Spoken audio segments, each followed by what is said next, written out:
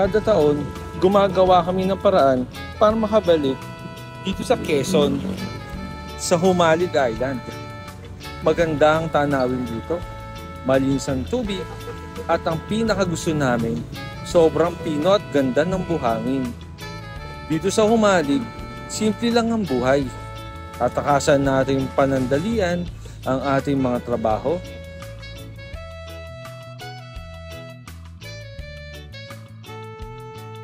Ang laki ng pinagbago dito sa Humalig. Pero ang dagat, ganun pa rin kaganda. Ilang araw din kami ditong namalagi. Nakipagkulitan na nga kami, pati sa mga iba pang bisita at sa mga lokal dito. Simpleng pagkain, aming pinagsasaluhan. Kwentuhan, konting kulitan, at konting tawanan. Doon namin inubos ang aming mga araw. Akala nga namin uuwi na kami. Pero sa huling araw, naisipan namin mag-extend pa ng isang araw. Sa dami ng hirap na aming pinagdaanan ngayong first quarter ng taon, sulit na sulit ang bakasyon namin dito. First up, nandito tayo ngayon sa Kanaway. Maraming rock formation dito. Saglit lang kami dito dahil malayo pa ang susunod naming destinasyon na pupuntahan.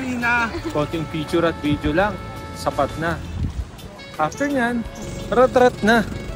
Papunta naman kami sa tinatawag naming Little Batanes. Grabe, ang taas ng aming inakyat. Kitang-kita ang tabing dagat. At ang huli namin pinuntahan, ang Salibungot. Lahat ng aming nakita dito, akala mo hindi totoo. Akala mo, mga gawa sa pelikula lamang. Ganong kaganda dito sa Humalig. Marami pa rin talagang magandang lugar sa Pilipinas na mailalaban mo sa buong mundo. Tara, hali kayo.